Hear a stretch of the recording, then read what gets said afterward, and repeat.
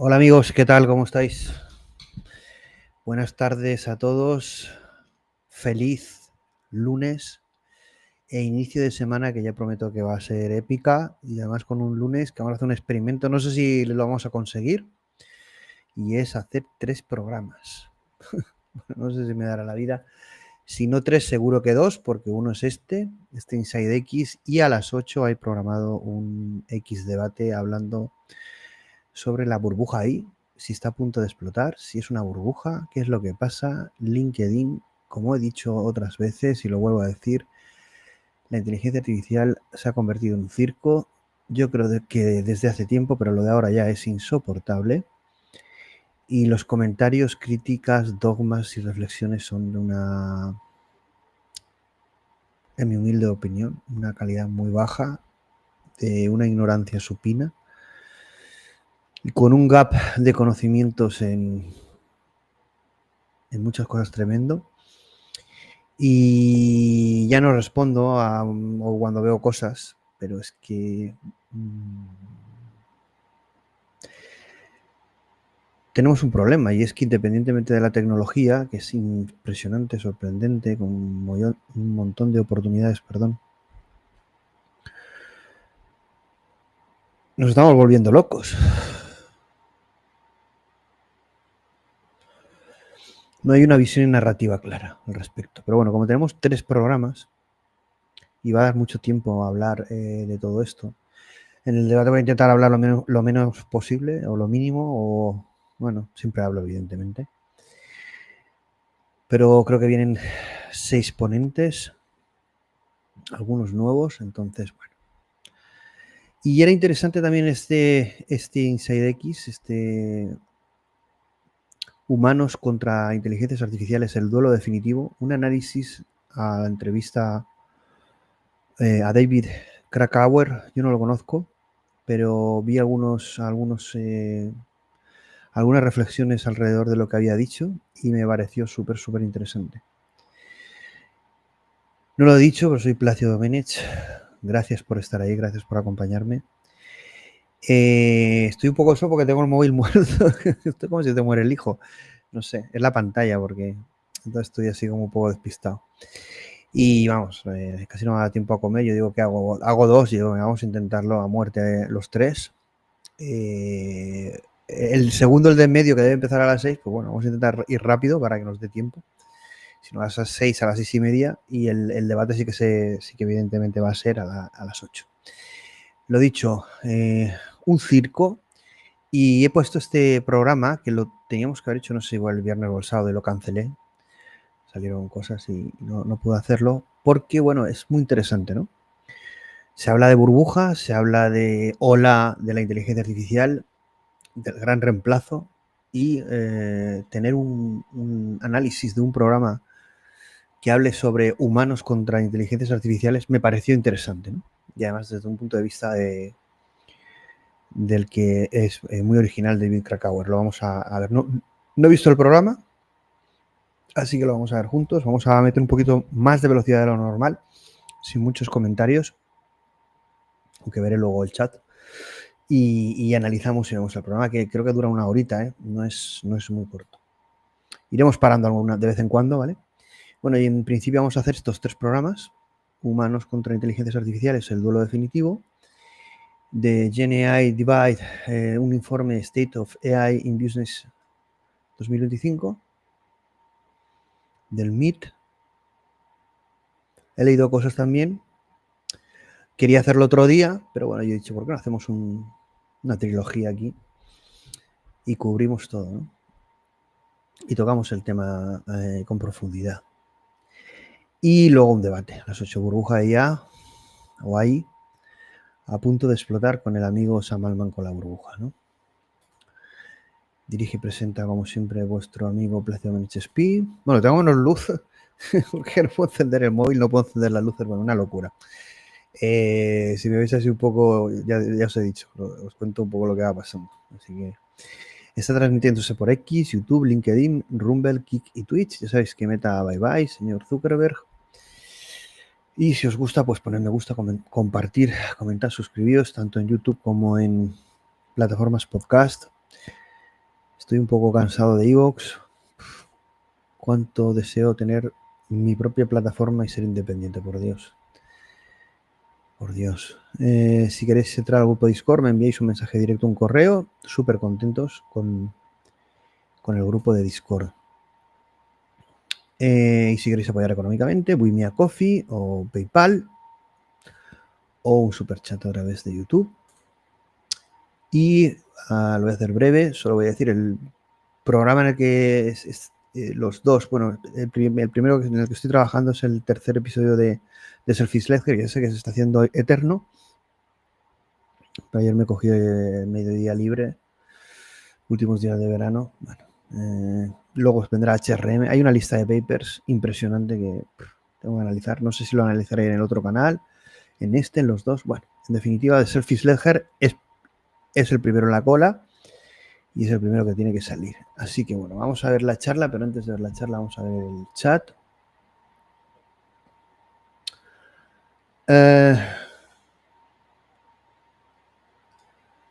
A ver, Pepito Puturro, certificado. No estás genéticamente programado ni preparado para tirar la toalla y ser un buen ciudadano sumiso, conformista y que rinde la debida pleitesía a los representantes públicos. No. Está certificado. Más que certificado. No quiero recibir una bolsa de comida del gobierno. Quiero trabajar, ganar ingresos y comprar lo que yo quiera. Bueno, pues habrá que luchar contra la renta básica universal, que puede ser una medida no generalista, pero claro, si se aprovecha para que haya una parte de la sociedad que se aproveche de otra, mal vamos. Smash 2 dice, 3 programas hoy, voy por un refresco o algo. Sí. No sé si será media hora arriba, media hora abajo, pero en principio sí. Iba a hacer 2, pero este tercero yo digo, ay, encaja muy bien. Hacemos 3 a ver qué pasa. Bueno, bien, agua, me puedo levantar, ahí tengo. No creo que me muera. Se me ha jodido el móvil, pues nada, bueno, la pantalla. Voy a dejar que se descargue y... De verdad, no sé qué ha pasado. Señor Magic, buenas tardes, Rafael Navarro. Vamos a ver el programa. Vamos a verlo juntos. Bueno, vamos a ir parando haciendo reflexiones. Un segundo, porque pensaba que era este. Pues un segundo. Un segundín. Un segundo.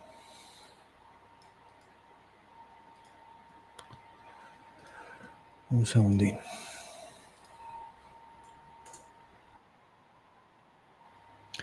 Es del famoso canal Machine Street Learning.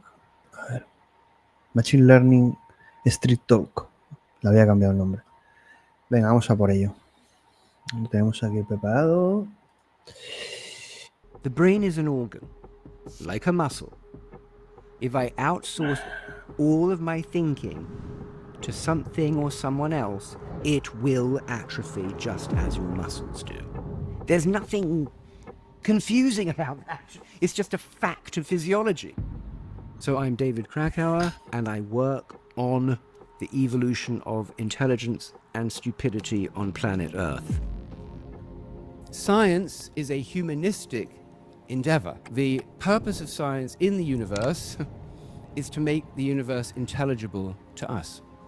Not to control it, not to predict it, and not to exploit it. Science is no different from poetry, is that we're trying to make sense of the world, trying to give it meaning in relation to our own existence. Superintelligence is only interesting to the extent that it makes me more intelligent, not to the extent it makes me more stupid, or more servile, or more dependent. Oh, good. Oh, has the camera just stopped? That was You're actually, saved. that was sympathy. That was sympathy.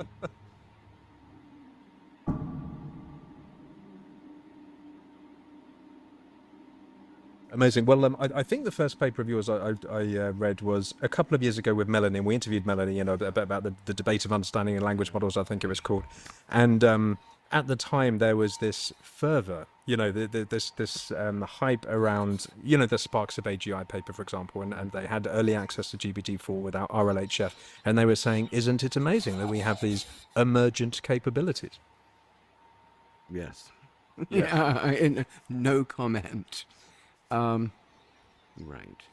Well, there's just this whole question of, as you know, I mean, what emergence is, what intelligence is, and we can talk about it all. My particular interest is the evolution of intelligence, and which I consider extraordinarily varied. So I consider bacteria intelligent, as you probably know. So, and my basic, I guess one way of framing a lot of this is that, for me, intelligence manifests most clearly when you can do a lot with very little in terms of input. And I'm less and less impressed when you manifest so-called intelligent behavior when you have more and more and more information at your disposal. Yes. And unfortunately, the way that AI has evolved is in the direction of confusing being very knowledgeable with very intelligent. And I think that's, in some sense, encapsulates my critique. Yes, you said in your talk yesterday that all of the reasonable definitions of intelligence, if anything, try to marginalize away the contribution of knowledge. It's about, adapting to novelty, adaptivity in general. Your evolutionary perspective is very interesting. You were kind of pointing to this yesterday when you were saying about the history, preserving and accumulating information, but preserving that history is very important, not only phylogenetically, but also ontogenically. Can you explain what you mean by that? Yeah, so, I mean, it's a really interesting question, right? I mean, one of the big confusions in the intelligence world is whether we're allowed to call ingenious adaptations intelligent. That is, capabilities, adaptations. Is that an intelligent thing, or is that just what evolution gives you? And there are people out there who would say, no, that's not intelligent, because intelligent isn't a capability, it's the ability to acquire capability. The capacity to acquire capacity, as Woodrow puts it. And Francois Chollet and others like that have adopted that perspective. So the question is, where does that come from? And you can actually derive this mathematically. In the 1970s, a very prominent theoretical chemist who won the Nobel Prize actually for high-speed chemistry, Manfred Eigen, started developing a series of theories that were finally formalized in the 80s, called quasi-species theory. And to cut a very long story short, what that theory gives us is a fundamental bound on the rate at which information can be acquired in any evolutionary process. And it turns out that the fundamental speed limit is established by the generation time. So it's essentially 1 bit per selective death. That even has a name. It's called the Muller principle. So the way to think about it is you had lots of variants, each of which has a different hypothesis about the world. Selection kills all the ones that have the wrong hypothesis and keeps the one that has the right one. And it turns out that you can only maintain 1 bit because you don't know which bit would be responsible if it was many. So it's 1 bit per genome per generation. Now, if you're a large multicellular organism, all of the adaptive information exists at frequencies that are higher than the generational frequency. So what do you do? So you have to build a system that's extragenomic. Yes. And we call them epigenomes, or we call them brains. And these are systems that can acquire high-frequency information that goes beyond the selective dynamic.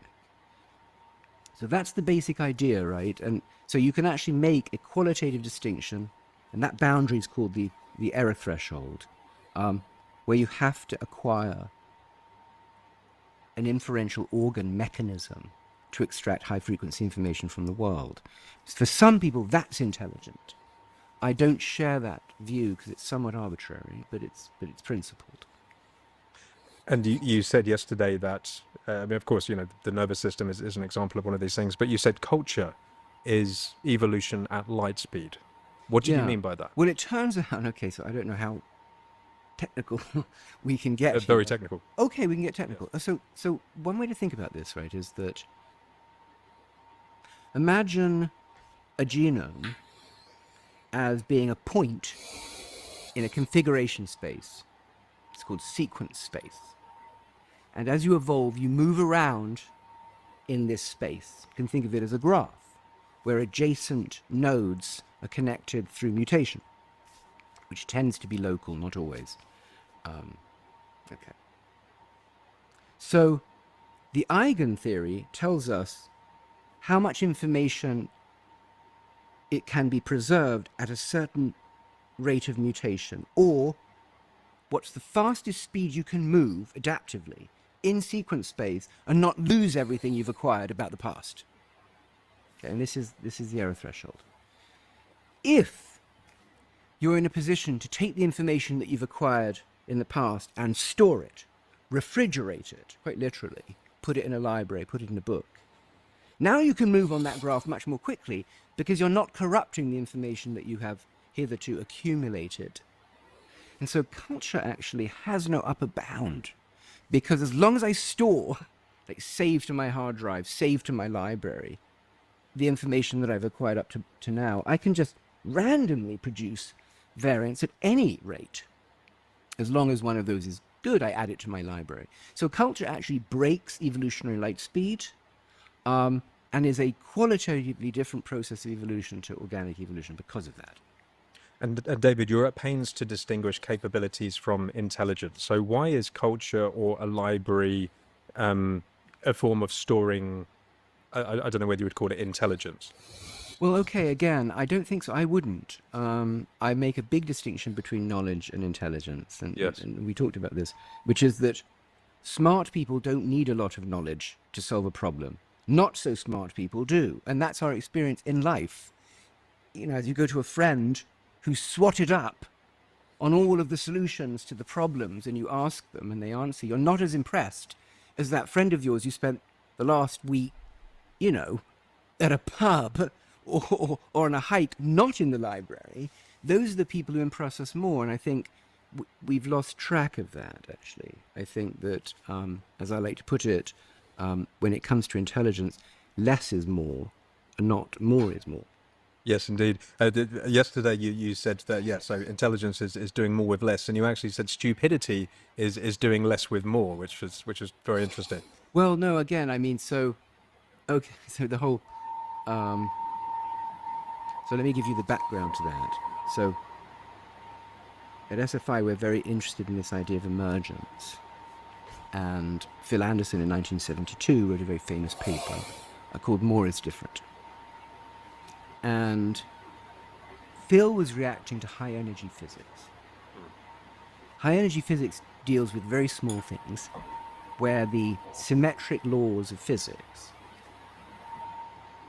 produce a corresponding symmetry in the configuration of states in the physical system. But as you make things larger, and he gives the example of NH3 and PH3, ammonia and phosphine, the underlying laws of physics and protein folding are symmetric. But when you have a very large structure, it gets stuck in a potential well.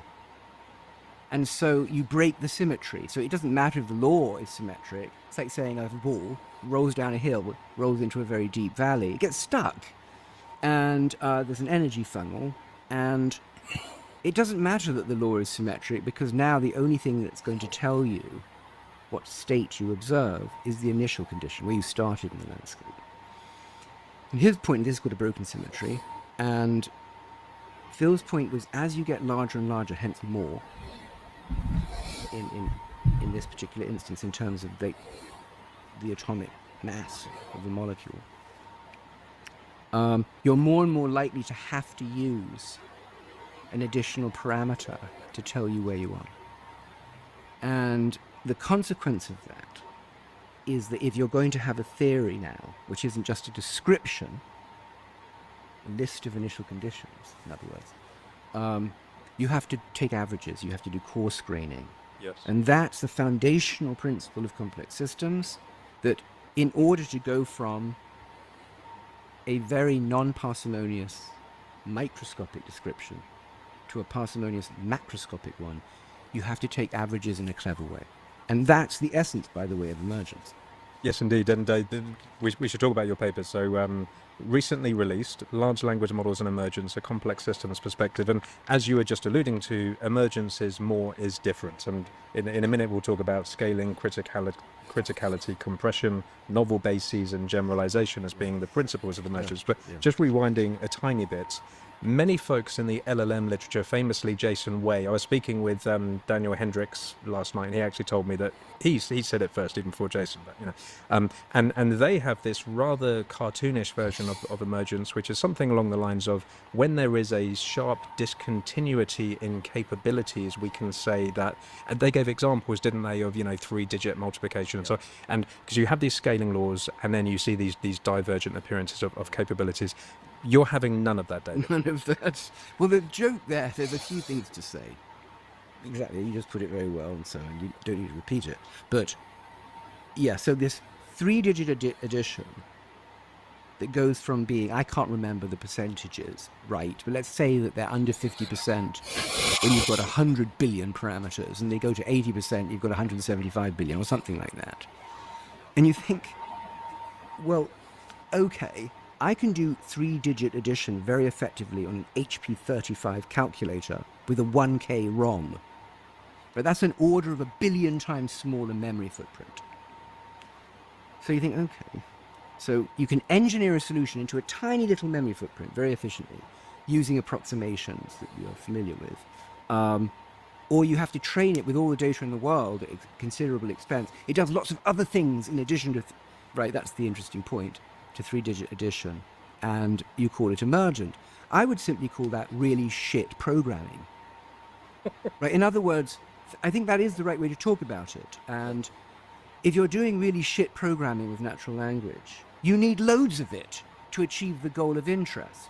The fact that it's discontinuous is neither here nor there. I think that's almost an irrelevance. And it's never really had much to do with the emergence debate, except as an analogy to what are called first-order phase transitions, which are sort of where essentially the first derivative of the free energy of the system in relation to some, let's say, control parameter, let's say temperature, is infinite. And so there are these technical definitions in relation to theory of phase transitions, but this is nothing like that, and we can talk about that, because a phase transition is characterized by a demonstrable change in the internal organization of the system. That's really what it's about. It's not about the discontinuity. That's superficial. Yes. So broadly speaking, you think it's about this coarse graining where there is an entirely novel description using novel bases to, you gave the example in the paper actually of, a microscopic description could be of how molecules interact with each other. A macroscopic version would be something like Navier-Stokes, so fluid dynamics. Exactly. And this is an entirely kind of aggregate description of the system which only works at a certain scale. Right, and notice that's completely non-discontinuous. When does something cease being the atomic theory of gases or H2O molecules? And when are you really at the hydrodynamic limit where you can write down Newton's laws of compressible or incompressible fluids, Navier-Stokes equations? And, well, there isn't. There isn't this magic discontinuity. It's just it's a limiting process. And yet, to this idea of intelligence, which is about doing more with less, now all of a sudden, don't have to track all those molecules anymore. You can just look at the average densities. Yes. And so the key point here of emergence for many of us is there's a sufficient change in the internal organization of the system that you can get this more parsimonious description of its behavior, and which screams off, that sort of term of art, the contributions of the molecular degrees of freedom. You don't need to track them. They won't help you. They're surplus to the prediction that you're trying to make. Yes, indeed. So for you, David, when we would see a break with scaling laws, so right now we are memorizing everything, capabilities and scaling laws are commensurate. There have been studies, Dan Hendricks last night said it's something like 96% correlated. You would expect to see a deviation So when we can have intelligence without scaling, that would actually imply that some kind of coarse graining has been established. Yeah, that's interesting. I think, yeah, because sometimes it's called the breaking of scaling. So scaling laws are not evidence of emergence. Yes. Okay, so the most famous example that we work on at SFI, my colleagues Jeff West and Chris Kempes and others, is allometric scaling. It's good that we're in St Andrews, right? Because Darcy Thompson, the great Scottish mathematical biologist, essentially invented the field in his beautiful book on growth informally, published in 1917. I went to see his collection this morning here. So that's an aside. But this theory tells you that at all scales you'll have a fixed relationship between mass and metabolic rate. Okay, and it comes out of an optimization principle that applies at all scales, which is very interesting. There's nothing emergent about it. Emergent means there's a change in the organization which requires a new scaling law. Yes. And again, I mean, there's quite a lot to say about this, but minimally, right, to start investigating a potential case of emergence, you would want to see that the scaling law is broken. Then secondarily, you'd have to go inside the system and ask why. And this is the big, I think, objection that Melanie, John, and I have to emergence claims, is they're based only on the external manifestation of a task and not on the corresponding internal microscopic dynamics, which you want to somehow map onto the macroscopic observable. That's the essence of emergence, the micro to macro map. This is just macro. Yes, indeed. And I'm a massive fan of Melanie, probably her biggest fan, actually. And she did this copycat work for her PhD thesis. Yeah. And because I suppose the question is, what does coarse graining look like for language models? What would it look like? Analogy is a wonderful candidate. And more broadly, I think what you're pointing to is that these models learn fractured, entangled representations. They're microscopic representations. And what we would expect to happen if they were emergent would be that they would learn these factored, unified representations which correlate with the world, which carve the world up by the joints. And perhaps you would extend that and say, actually respect the phylogeny, things like symmetry. You know, they respect the way that the world works, which means that they would be able to take creative, intuitive steps because they know how they got there. Yeah, I think that's a very good point. I think that's exactly right. I think that Eso es muy bueno. I mean, it's a deep question, right? But I think there's a sense in which our nervous system and our bodies respect certain fundamental constraints in the physical world. That's what you're alluding to. And, you know, and this has been borrowed, of course, by neural network in things like convolutional neural nets. Because then you're saying there is a structure in the world which there tends to be some covariance in visual scenes. And convolutional networks capture that covariance very naturally. So that's an example of using a stronger prior which respects something you know about reality.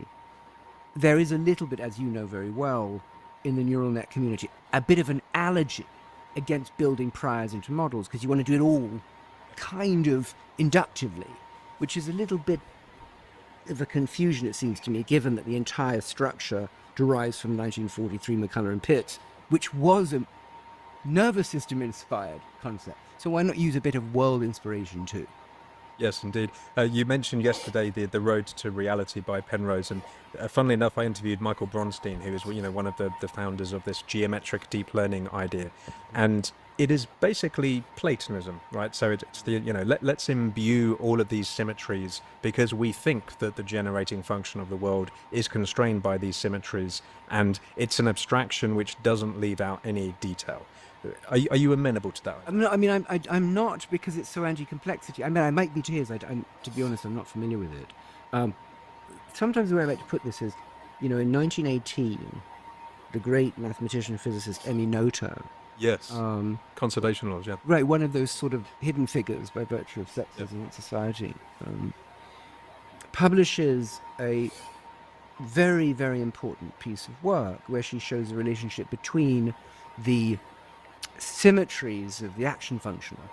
Yes, the symmetries of the Lagrangian the principle of least action, that captures the principle of least action, and showed, right, that shifting the time or space coordinate corresponded to the conservation of a particular physical observable. Change time and you conserve energy. Change space and you conserve momentum. And Darwin is in some sense anti-nota. The Origin of Species says, change time, everything's different.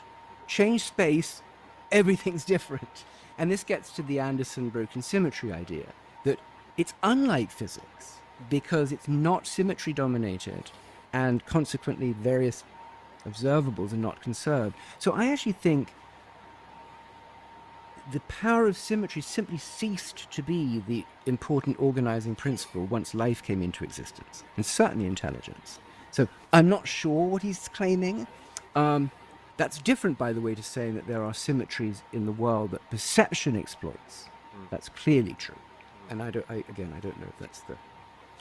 How convergent do you think evolution is? If we ran it in a parallel universe 1,000 times, do you think there's this kind of real ontological coupling, or is it quite divergent? Ooh, that's a good question. Depends who you ask. Right. What would Simon you Conway Morris, he'd say, very. If you ask Gould, very not. Or not very. I think it sort of depends on the resolution of your measuring device.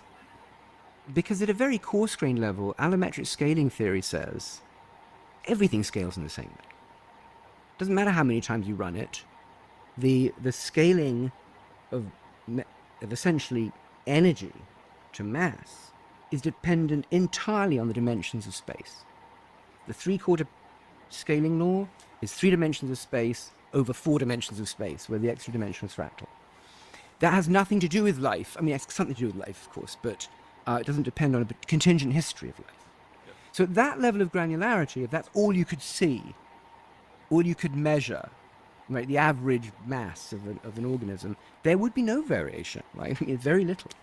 But if you zoom in, then of course you see more and more variation, which is if you like, a kind of fossil record of its unique history.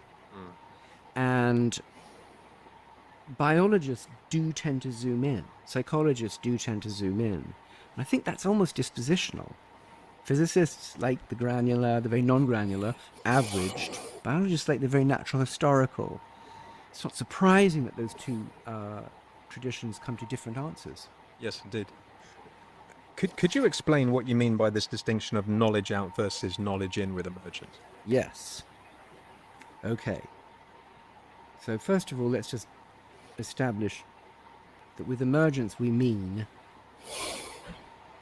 that there is a description of a system that's more parsimonious,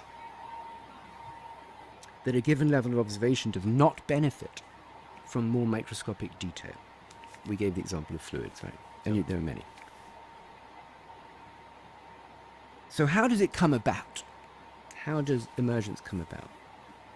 And there's infinite number of examples. But physicists tend to be interested in how many identical particles, all subject to the same context or environmental inputs, experience emergence. I gave that example. Add molecules, change the temperature. That's just one dimension, the average energy. When it comes to evolution or learning, there isn't one input that every molecule is experiencing. We're not just changing the temperature uniformly. Everyone is experiencing a different, unique parameterization. So the theory of emergence was developed mainly in the physical domain, where you had large numbers of identical things with a global signal. And now emergence claims are being made for large systems of non-identical, all experiencing a unique signal. So there's already this question of whether or not we can even talk about emergence. And we don't typically, by the way, because we talk about evolution, we talk about learning, development, and engineering.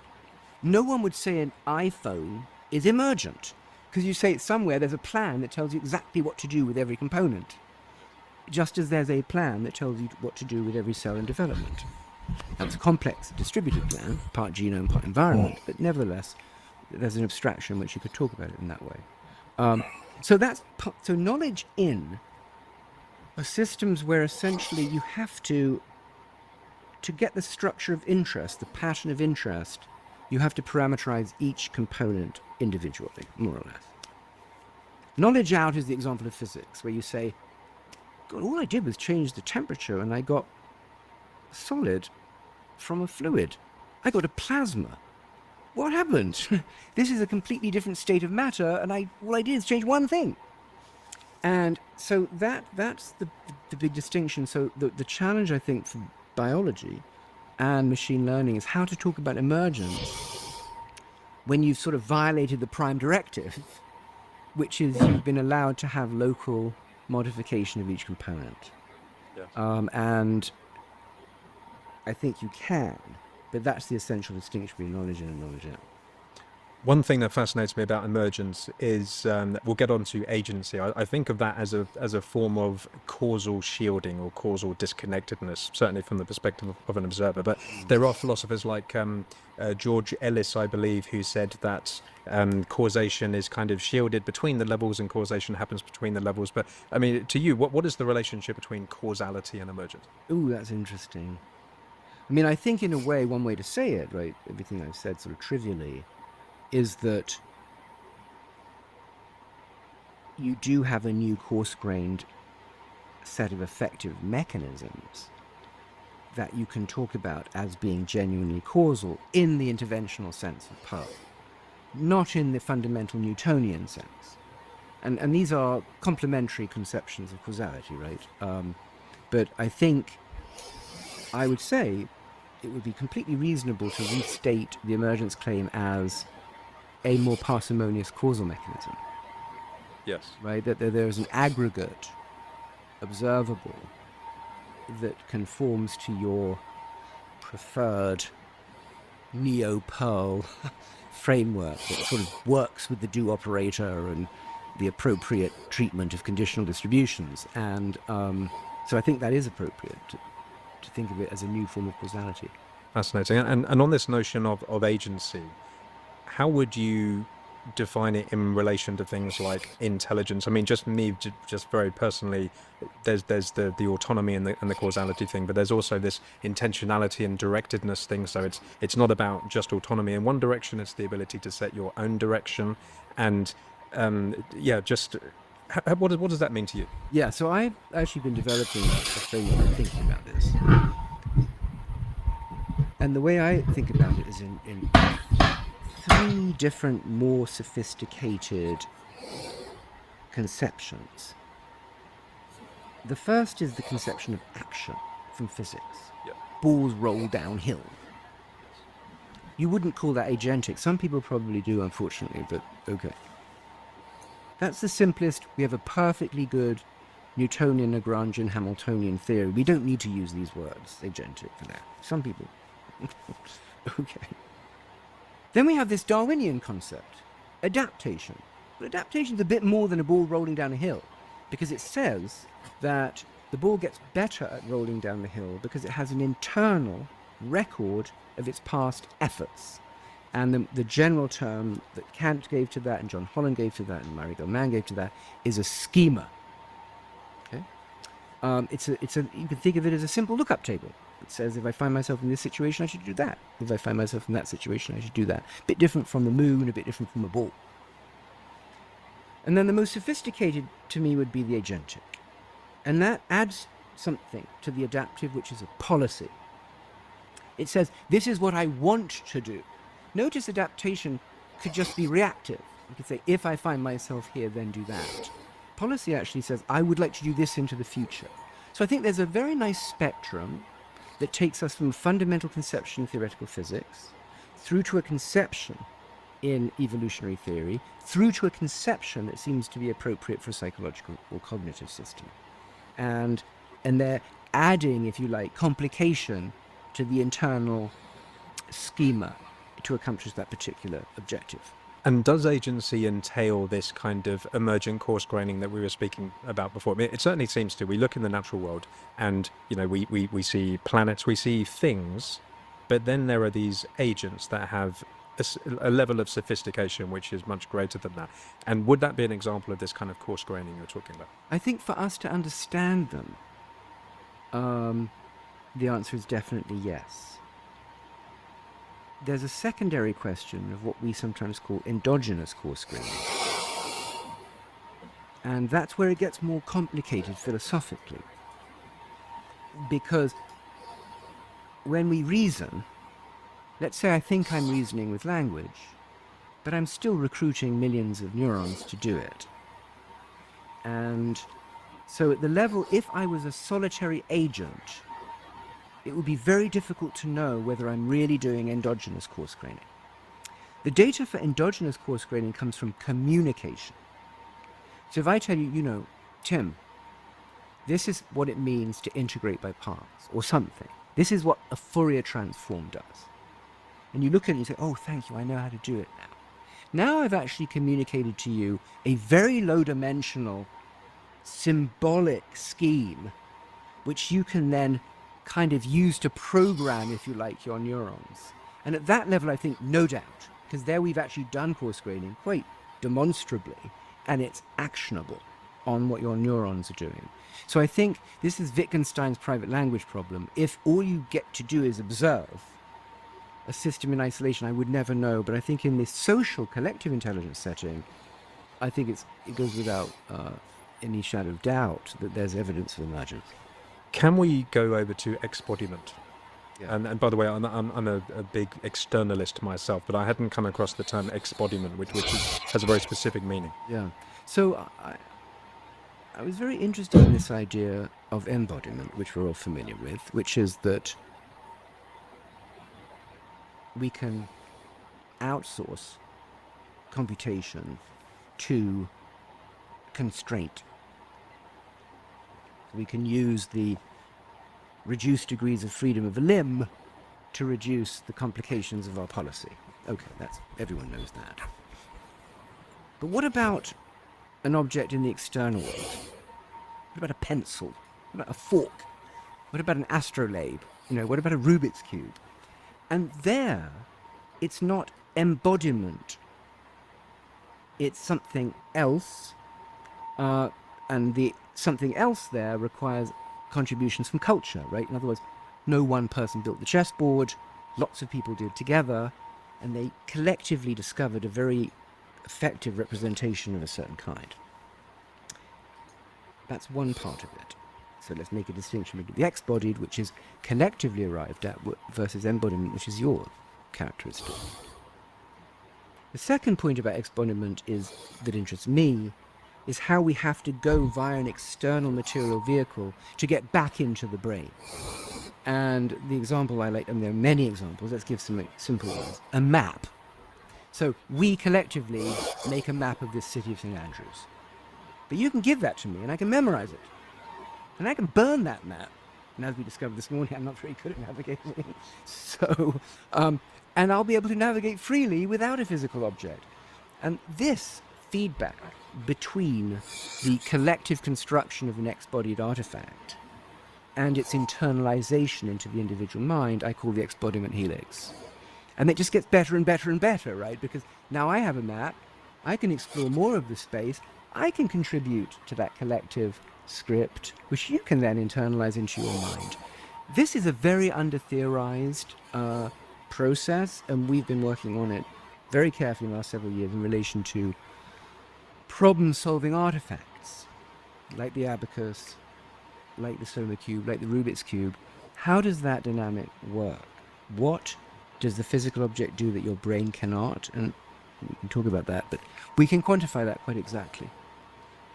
David, your institute has done some fascinating research on collective intelligence in general, and I know it sounds like a contrived question to ask, but what is the relationship between, or maybe what is the boundary of the individual mind to the collective? I think that's a really hard question to answer. So I've worked on these mathematical formalisms for finding boundaries. Many people are interested in them. I call it the informational theory of the individual. There are theories of Markov blankets that you're familiar with. So there are many of them interested in this question of where do you draw it, the boundary? And I think the reality is you can draw many. And so let me just give an example from biology and then come back. So what's an individual ant, you know? Well, all the workers are clones. So you say, maybe that's not really the individual, that's a constituent of the individual. That's like a cell in you. But there is a level of observable resolution where you could say a cell is individual. It is dividing semi-autonomously. So a lot of it has to do, I think, again, back to that really critical conception of scale of observation. The formalism that we started developing was one that was scale dependent. It says, at a given scale of observation, the key characteristic of the bounded object is that it contains sufficient information to propagate itself into the future. You don't have to look elsewhere.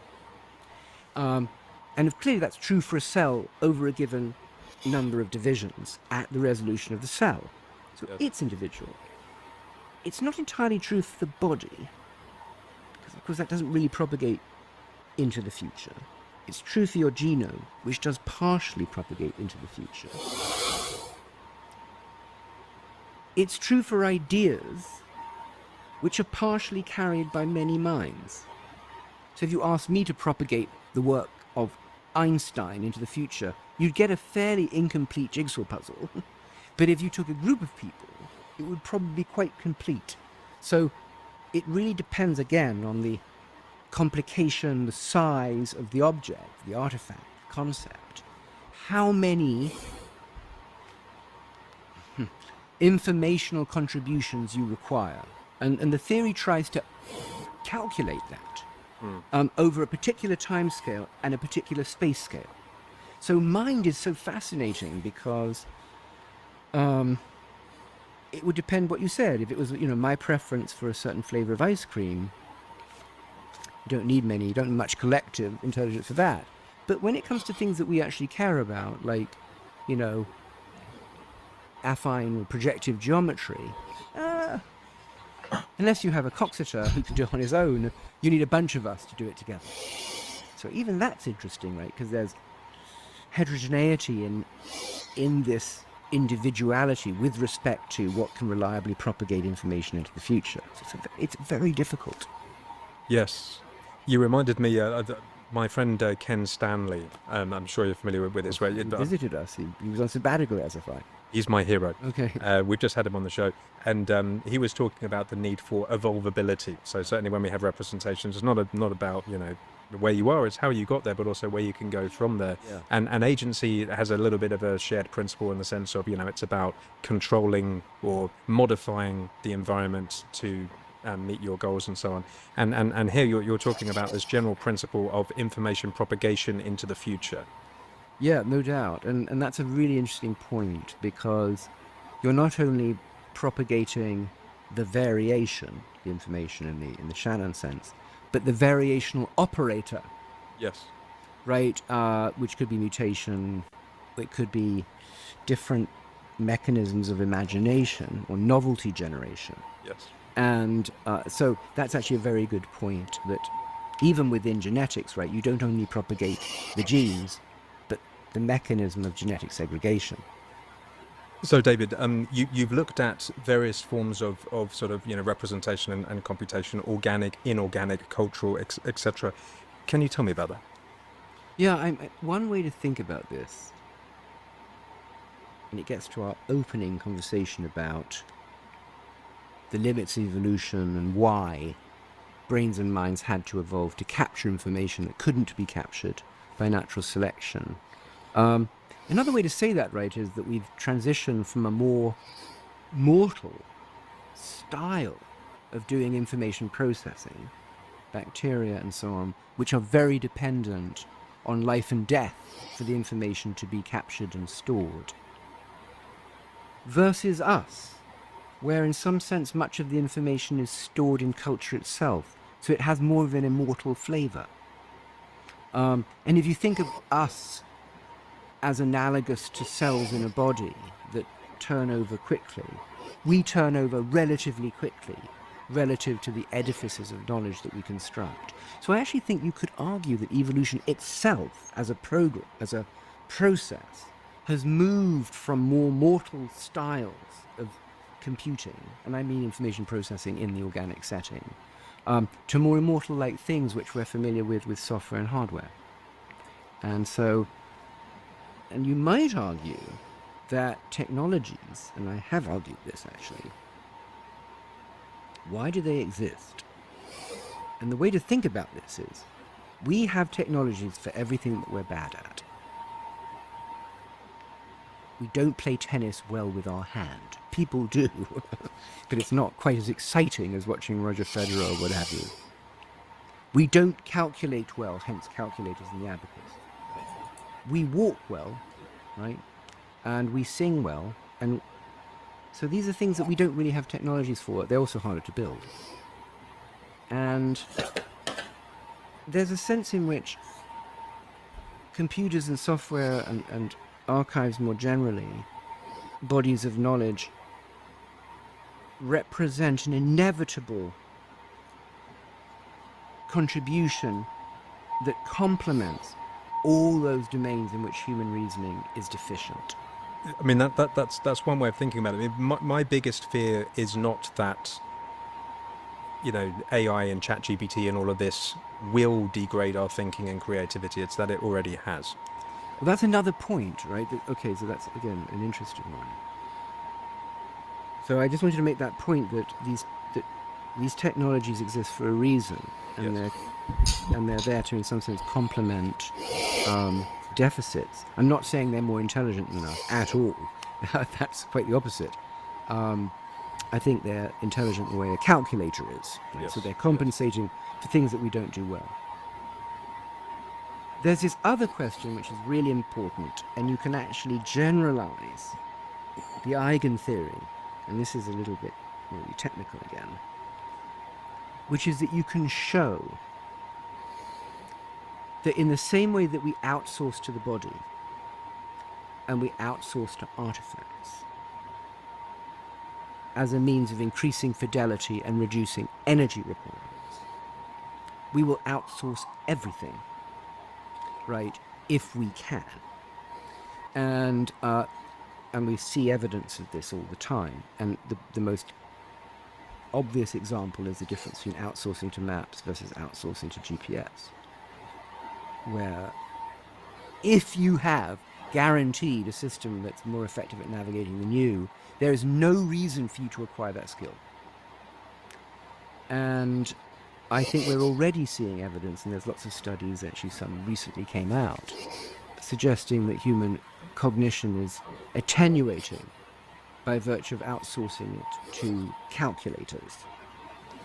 And it's one of the reasons why I'm not very optimistic about technology, because up until now you could argue it was net positive, right? No one's going to argue with a sextant, right, or with a slide rule or something. Yeah, that's great, you know, I couldn't do it otherwise.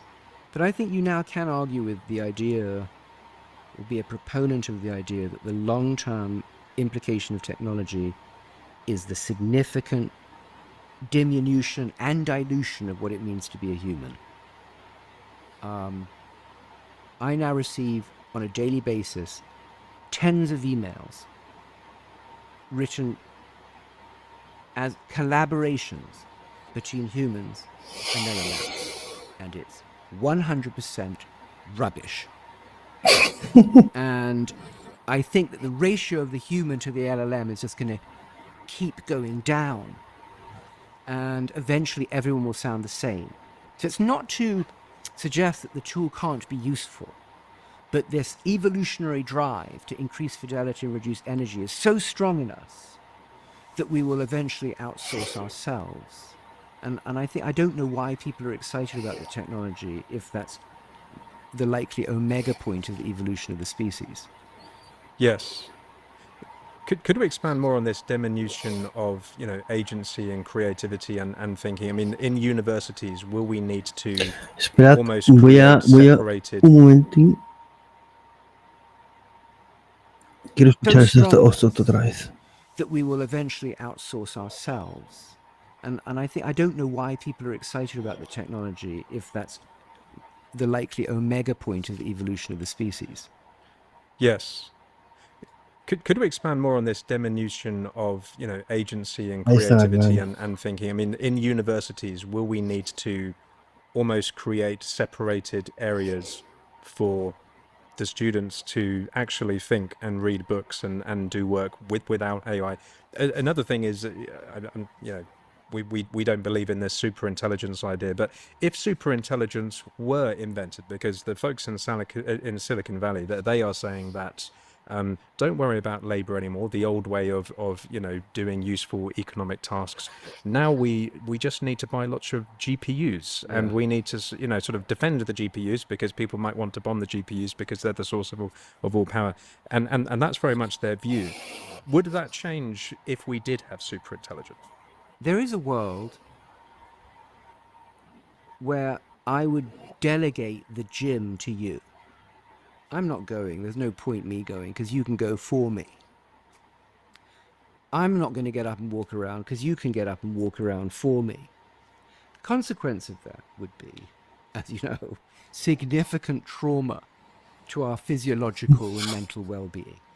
Everyone understands that. The brain is an organ, like a muscle. If I outsource all of my thinking to something or someone else, it will atrophy just as your muscles do. There's nothing confusing about that. It's just a fact of physiology. And now you might say, just as long as I have people who can carry me everywhere whenever I need to be carried, then it doesn't matter that I lose my legs, And okay. So there is a sense in which we become, the male deep sea anglerfish that's just a testicle, that's reduced to its absolute minimum for retaining individuality in the sense of propagating information forward in time. It's not a future that I consider desirable. So superintelligence is only interesting to the extent that it makes me more intelligent, not to the extent it makes me more stupid or more servile or more dependent. And it just seems to me so glaringly obvious a remark that I don't understand why people are falling for the moonshine. David, it's been such an honor having you on the show. Thank you so much for joining us. Thank you. It's been fun. So I'm David Krakauer. I'm a faculty member at the Santa Fe Institute. I'm also the president of the Santa Fe Institute, and I work on the evolution of intelligence and stupidity on planet Earth. Incredible. Qué buena charla, madre mía. A ver, no estoy muy de acuerdo en muchas cosas que ha dicho, pero me ha parecido una charla auténticamente genial para volverla a ver. Para volverla a ver. Muy buena la charla, buenísima la charla. Ya digo que no estoy muy de acuerdo. Vamos a, si queréis comentar algunas cosas. A ver, ¿qué decís por aquí? Buenas tardes.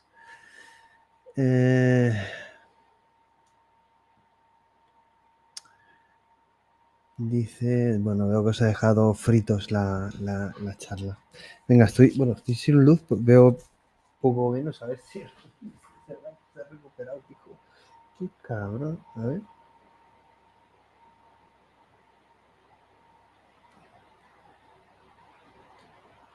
Qué cabrón, se ha quedado esto. Ya veré qué hago.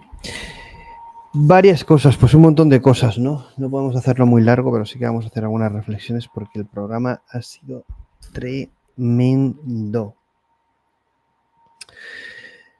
Bueno, les hace gracia, han rememorado cosas como el paper o la charla de los técnicos de Microsoft de Sparks of AGI, de allí, ¿no? Sparks of allí, chispas de allí, ¿no? ¿Os acordáis con GPT-4? Hacen una visión crítica de las propiedades emergentes desde un punto de vista también técnico, pero para comentar cosas que se puedan llegar a entender, ¿no? Se ha desmitificado bastante, bueno, con sus límites lo que son las propiedades emergentes, bajo un condicionamiento que me ha gustado bastante. Luego lo comentaré porque he ido haciendo las anotaciones por orden, ¿no? La diferencia, evidentemente, entre conocimiento e inteligencia. Esto me rememora me acuerdo un debate que tuve en el instituto sobre esto, en plan reto intelectual, ¿no? Que era mejor el ser sabio o ser inteligente, ¿no? ¿Y dónde está la diferencia? Ahí van hacia la definición de Choyet de que la inteligencia es la capacidad de adquirir nuevas capacidades, pero también de utilizarlas. Porque, claro, al final estoy casi con Marvin Minsky, ¿no? Que comentaba que dentro de lo que nosotros llamamos inteligencia, quizá hayan 27 procesos descritos en ellas, ¿no? Una de ellas podría ser, correcto, la capacidad de adquirir nuevas capacidades, la de generar nuevo conocimiento, la de en un entorno maximizar el retorno o el beneficio, ¿no? Como si fuera un aprendizaje por refuerzo, como si fuera un juego, una gamificación. Pero bueno, esta definición es interesante, es muy de Choyet, la capacidad de adquirir nuevas capacidades, ¿no? Y hablan de si la adaptación es inteligencia, si la evolución en sí misma lo es, ¿no? Para mucha gente lo sería, para mí no lo es. La adaptación para mí no es inteligencia. El proceso evolutivo es adaptabilidad, pero no es inteligencia. ¿De acuerdo? Para mí tampoco lo es. Son cosas distintas. Por eso cuando dicen que toda nuestra capacidad cognitiva e intelectual viene de la evolución, de la supervivencia, para mí es erróneo, ¿no? Bueno, han nombrado varios papers que buscaré, del de las cuasiespecies. No sé si voy a buscarlo. A ver, no sé si lo veis. A ver.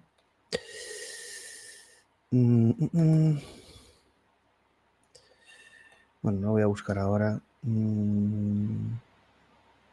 Es que no lo sé, porque habría que ver el original que hace referencia a él, ¿no? Hay un montón. Ah, sí, aquí lo tenéis. 1971 por Manfred Eigen. A ver si lo encuentro, entonces.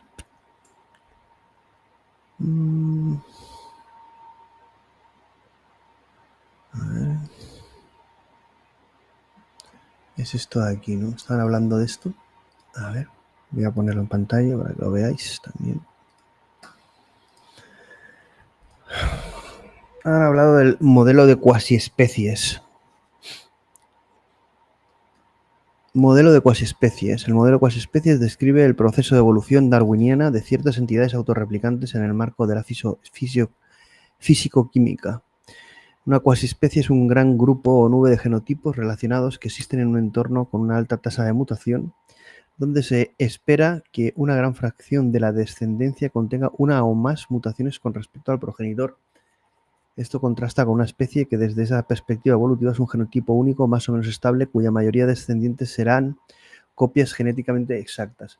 Me ha parecido muy interesante cuando ha hablado de la transferencia de información en las diferentes evoluciones, ¿no?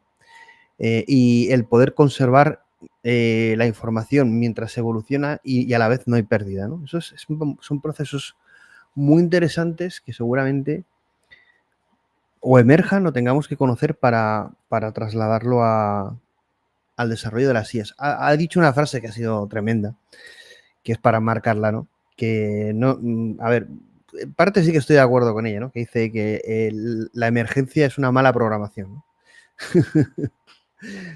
En definitiva, la emergencia no es magia, ¿no? Es, como ha dicho, un proceso de límite, ¿no? Y evidentemente, si esperamos a la emergencia, es porque no hemos sabido programar, ¿no? ese desarrollo, pero es como la lección amarga de Sutton. Es el camino que hemos elegido a la hora de desarrollar la inteligencia artificial, ¿no? Y luego otro paper que han hecho referencia, voy a buscarlo, que es más es diferente. Voy a buscarlo. More is different.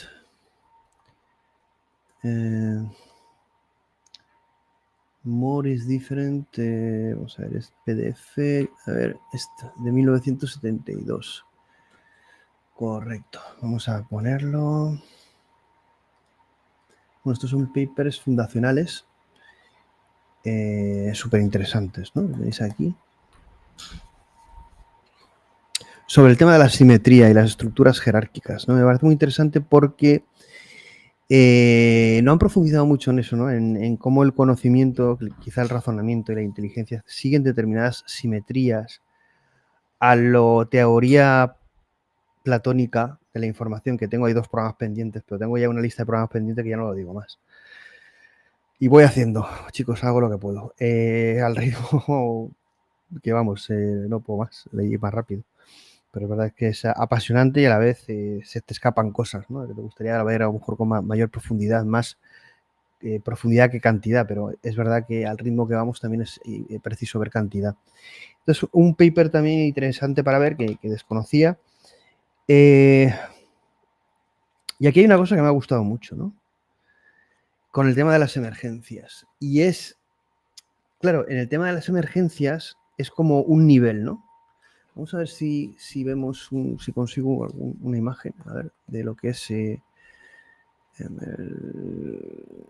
para que lo entendamos todos y así visualmente se va a entender muy bien. En un sistema complejo, a ver si se ve por aquí alguno que me convenza.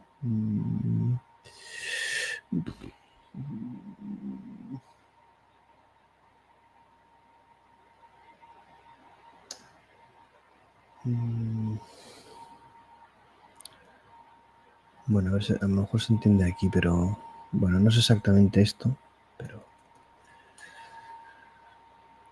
bueno, lo voy a poner para que se entienda lo que estoy diciendo con este dibujo, pero bueno.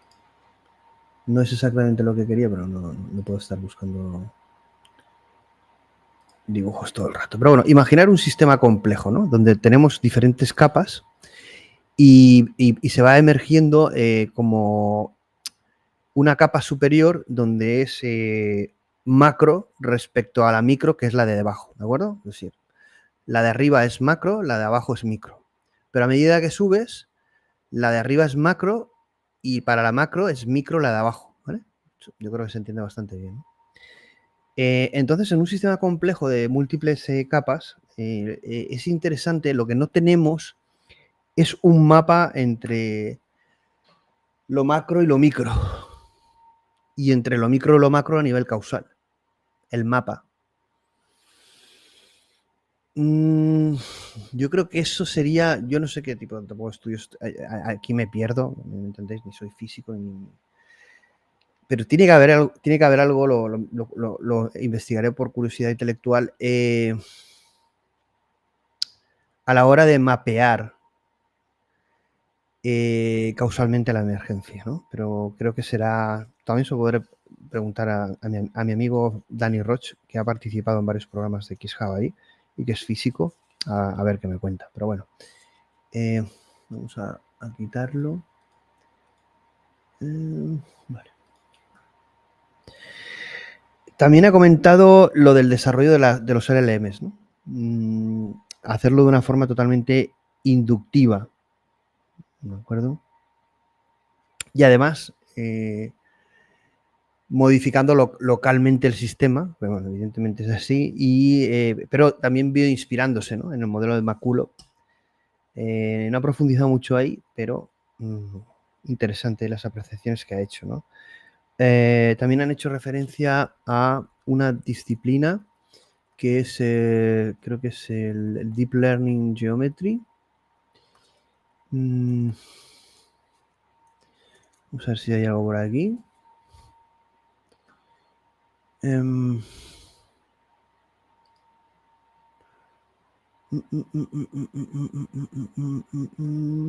Bueno, yo he visto varias cosas, no he leído mucho, pero sí que me parece muy interesante, y es volvemos a lo mismo, ¿no? A las geometrías sí existentes, subyacentes. Es una teoría como muy platónica, ¿no?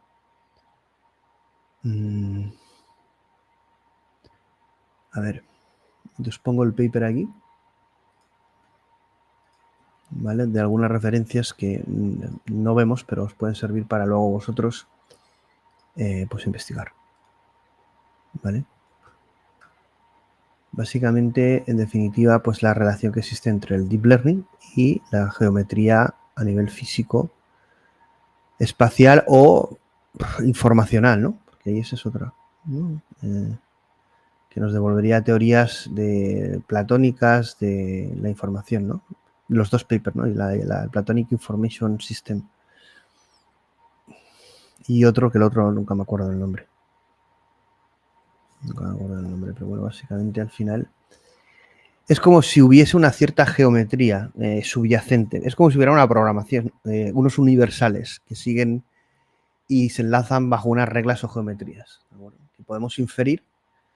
Y claro, ¿quién ha puesto esas reglas o esas inferencias, esos valores iniciales para que... Bueno, es muy interesante, ¿no? Muy platónico.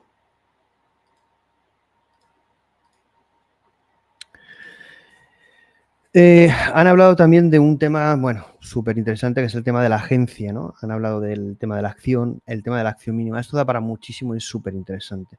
Es quizá más profundo y más aburrido, pero todo el tema de la acción mínima, todo el tema de la agency, de la agencia, de la política, ¿vale? Lo que sería la política a partir de un esquema, lo que sería la evolución realmente, ¿no? Ha hablado de, bueno, realmente necesitaríamos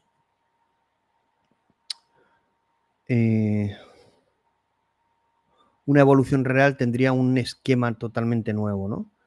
Y tendría un cambio, realmente sería no una evolución, sino una mutación, ¿no? Básicamente. Es lo que él habla, ¿no? Él es muy especialista en lo que estamos comentando, la evolución de la inteligencia. Bueno, luego dice también de la estupidez. Le hace una pregunta también sobre el tema de la inteligencia, la diferencia entre inteligencia individual y colectiva, ¿no? Porque si vamos al concepto de mente colectiva, y ha puesto el ejemplo que es muy interesante de las hormigas, ¿no? Que es una hormiga y que es el hormiguero, ¿no? Y habla sobre la proyección de sus estados internos en el futuro. Si tiene una proyección de eso, es un individuo, es una inteligencia individual. Si no tiene eso, no lo tiene a nivel individual. Si requiere de algo más, pues sería directamente colectiva, ¿no? Ha hablado de una cosa que también es muy interesante, ¿no? De cómo la tecnología, y yo aquí sí que estoy con él, fijaos que la tecnología siempre la centramos en aquellas cosas en las que nosotros no somos buenos o podemos mejorar nuestros límites gracias a esa tecnología que nosotros creamos de una forma inteligente, pero que no pertenece a nuestra propia naturaleza, ¿no? Eso forma parte de esa evolución real, ¿vale? Que es superar nuestros límites. Eso sería nuestra propia evolución como especie, ¿no? Eso no lo hacen las hormigas. Las hormigas no quieren dejar de ser hormigas y no quieren dejar de hacer su función o su agencia colectiva. No piensan en cómo crear algo para que no tenga que hacer hormigueros ellas. Entonces es un tipo de... Ahí entraríamos en el tema de la conciencia o qué tipo de agencia tiene un ser humano y una hormiga, si son cosas distintas. A nivel cuantitativo o cualitativo o propiedades distintas totalmente, como estoy comentando, ¿no?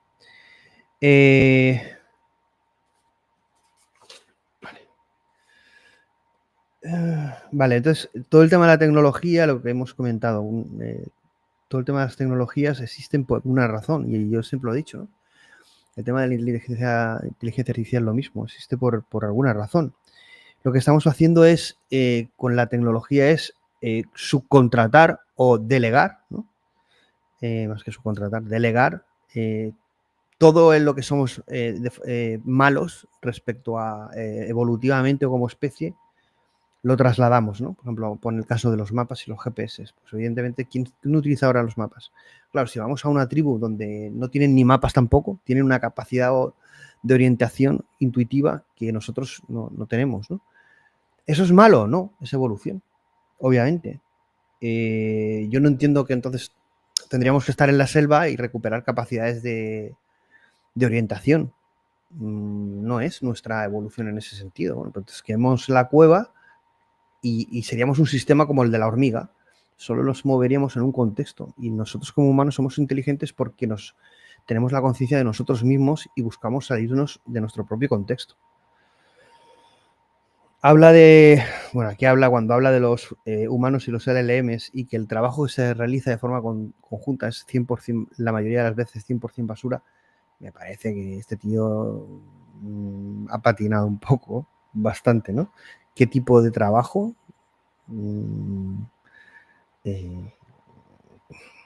Claro, estaba obviando todos los logros de la IA, toda la parte creativa, la parte de desarrollo, de investigación, de automatización, de procesos, de formas de hacernos pensar, de evolucionar nuestro pensamiento crítico, mil cosas, ¿no? Mil cosas que es que daríamos una lista infinita. Y él la limita diciendo que, bueno, él ha visto 4 cosas que han hecho en texto, que lo han hecho colaborativamente y dice que es una puta mierda. Bueno, a ver, me parece que muy ducho en muchas cosas, pero en otras un reduccionismo que lo delimita, ¿no?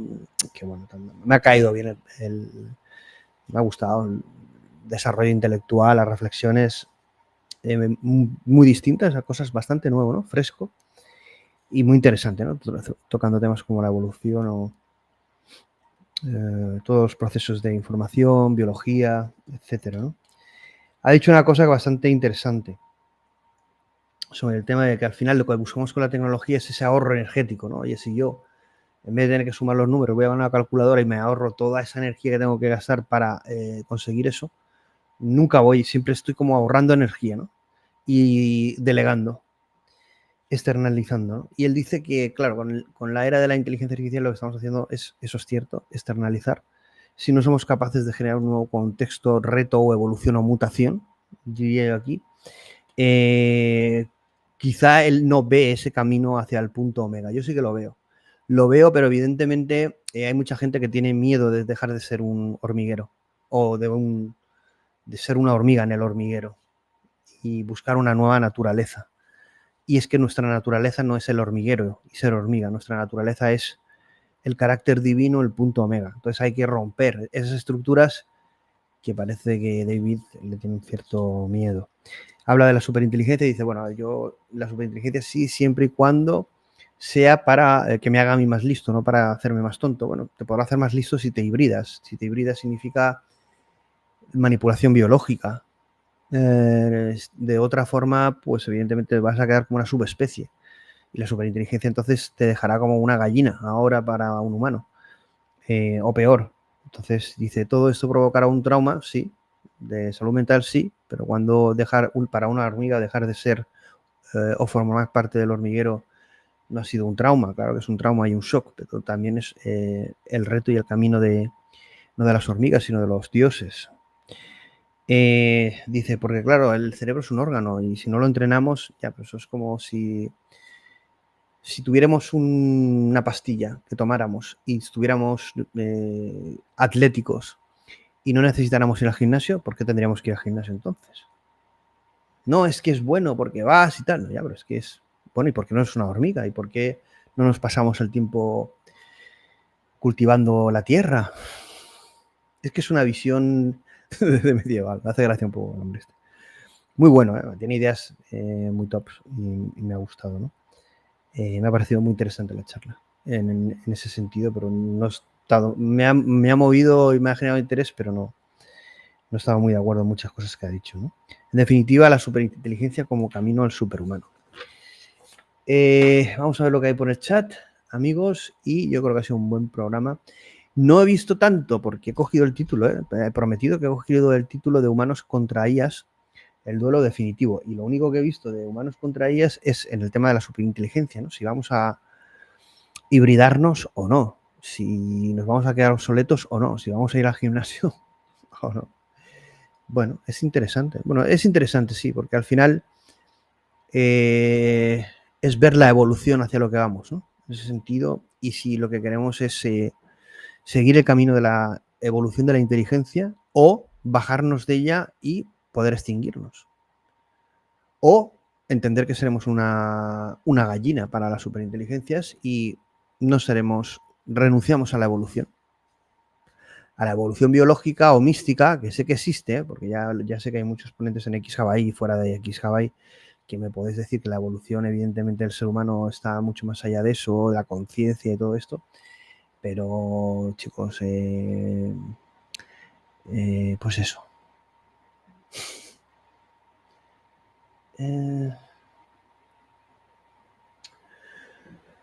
A ver, habrá que apuntarse al gimnasio, docs.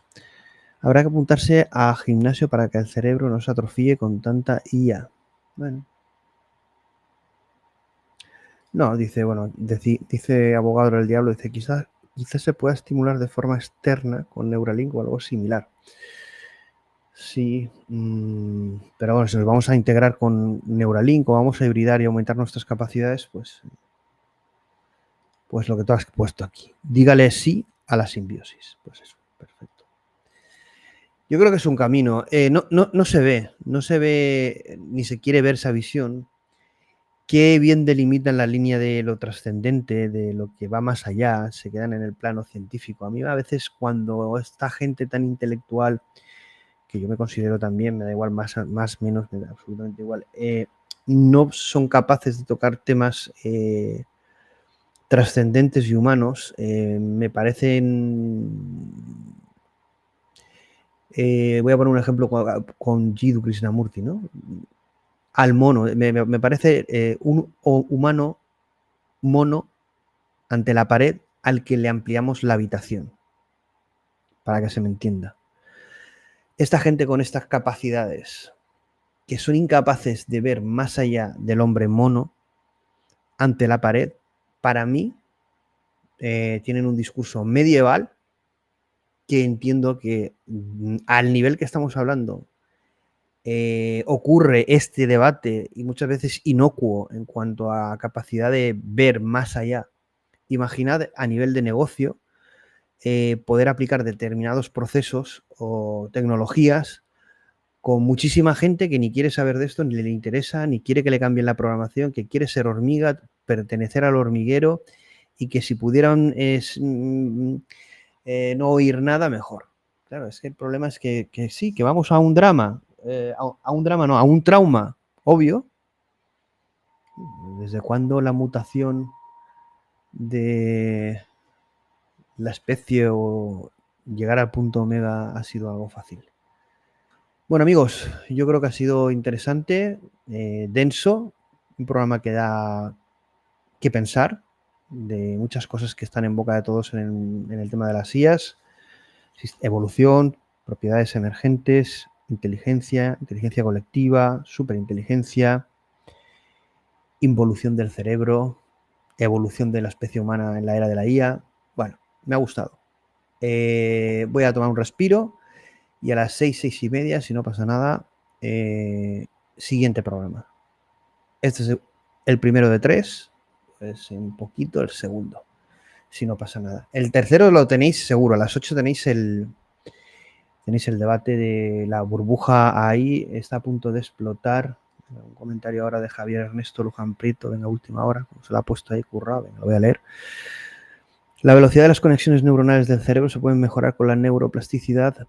Puedes ver objetos, cerrar los ojos, intentar recordarlos al detalle paulatinamente, la memoria mejora. Bueno, si no la mejoramos biológicamente, lo haremos tecnológicamente. Obviamente podemos mejorar muchísimo.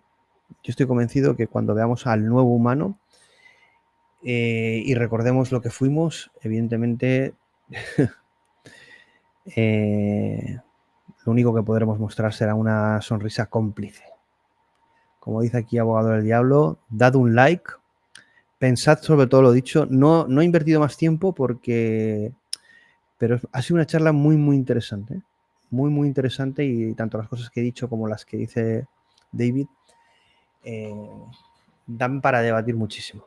Dadle un like, que me lo merezco.